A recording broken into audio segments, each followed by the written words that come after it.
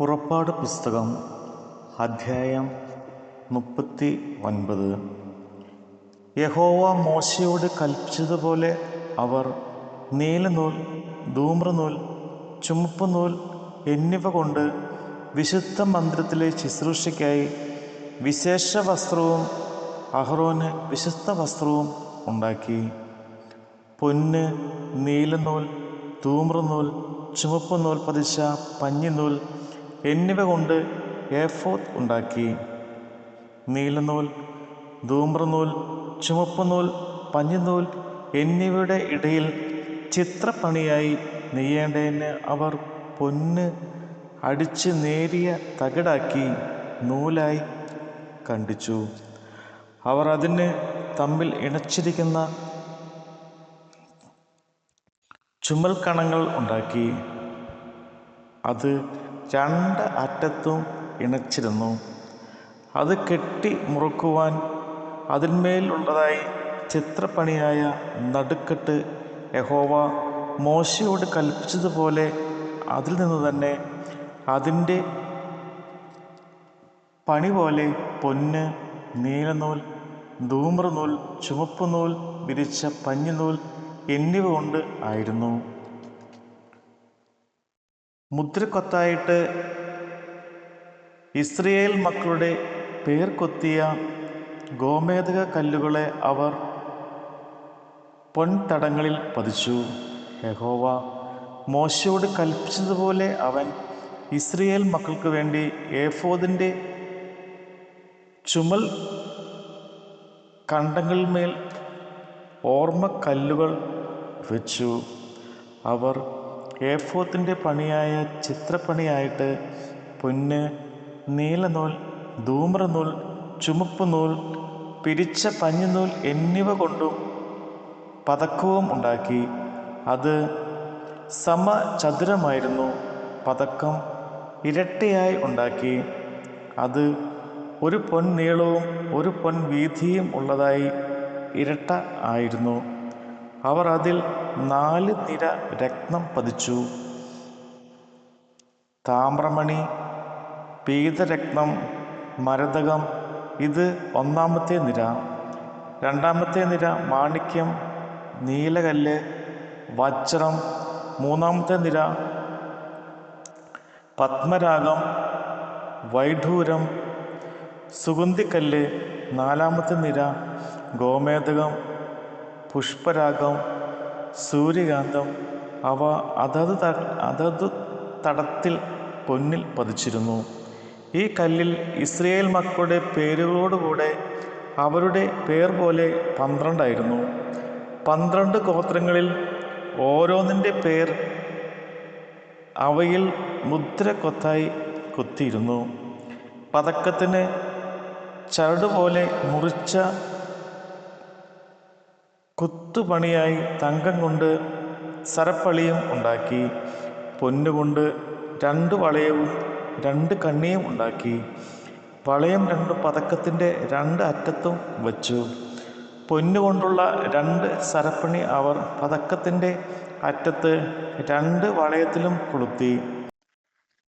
2 സരപ്പളിയുടെയും അറ്റം 2ഉം അവർ കണ്ണി 2ലും കൊളുത്തി. ഏഫോദിൻ്റെ ചുമൽ കണ്ടങ്ങളിന്മേൽ മുൻഭാഗത്ത് വെച്ചു. അവർ പൊന്നുകൊണ്ട് വേറെ 2 കണ്ണി ഉണ്ടാക്കി. പതക്കത്തിൻ്റെ മറ്റേ അറ്റത്തും ഏഫോദിൻ്റെ കീഴറ്റത്തിന് നേരെ അകത്തെ വിളുമ്പിൽ വെച്ചു. അവർ വേറെ 2 പൊൻകണ്ണി ഉണ്ടാക്കി. ഏഫോദിൻ്റെ മുൻഭാഗത്ത് 2 ചുമൽ കണ്ടങ്ങളിൽ താഴെ അതിൻ്റെ ഇണപ്പിനരികെ ഏഫോദിൻ്റെ നടുകണ്ടത്തിൻ്റെ മേലായി വെച്ചു.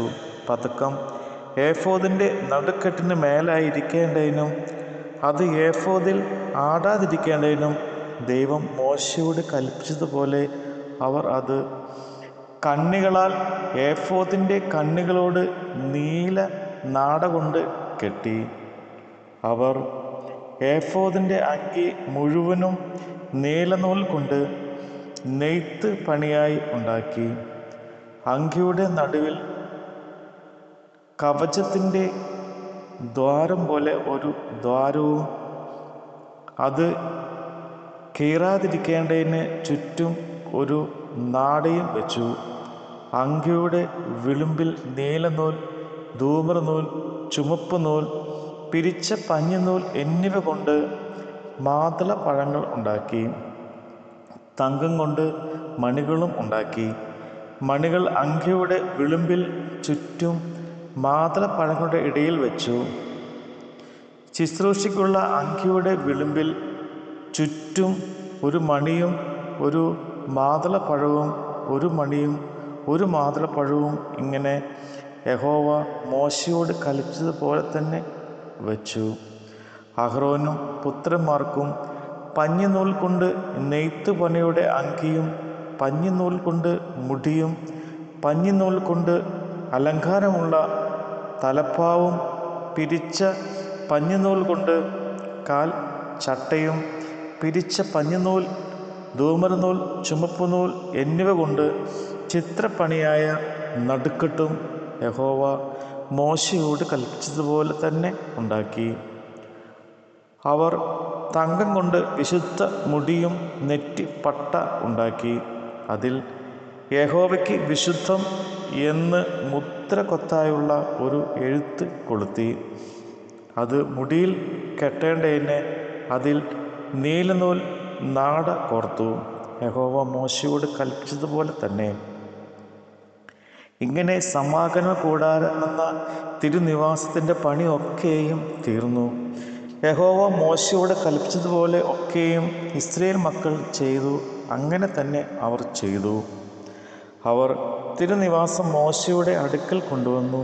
കൂടാരവും അതിൻ്റെ ഉപകരണം ഒക്കെയും കൊളുത്ത്, പലക, അന്താഴം, തൂൺ, ചുവട്, ചുമപ്പിച്ച കൊറ്റത്തോൽ കൊണ്ടുള്ള പുറമുടി, തകശുമേൽ തോൽ കൊണ്ടുള്ള പുറമുടി, മറയുടെ തിരശ്ശീല, സാക്ഷ്യപെട്ടകം, അതിൻ്റെ തണ്ട്, കൃപാസനം, മേശ, അതിൻ്റെ ഉപകരണങ്ങളൊക്കെയും, കാഴ്ചയപ്പം, തങ്കം കൊണ്ടുള്ള നിലവിളക്ക്, കത്തിച്ചു വെപ്പാനുള്ള ദീപങ്ങൾ, അതിൻ്റെ ഉപകരണങ്ങളൊക്കെയും, വെളിച്ചത്തിന് എണ്ണ, പൊന്നുകൊണ്ടുള്ള ധൂപപീഠം, അഭിഷേക തൈലം, സുഗന്ധധൂപവർഗം, കൂടാരവാതിലുള്ള മറശ്ശീല, താമ്രം കൊണ്ടുള്ള യാഗപീഠം, അതിൻ്റെ താമ്രജാലം, തണ്ട്, അതിൻ്റെ ഉപകരണങ്ങളൊക്കെയും,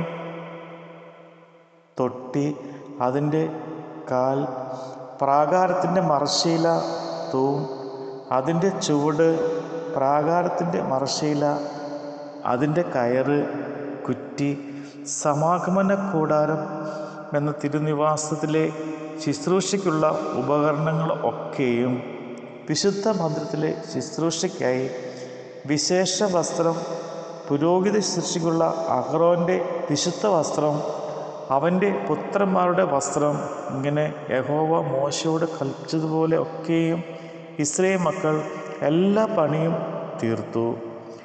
മോശ പണിയൊക്കെയും നോക്കി.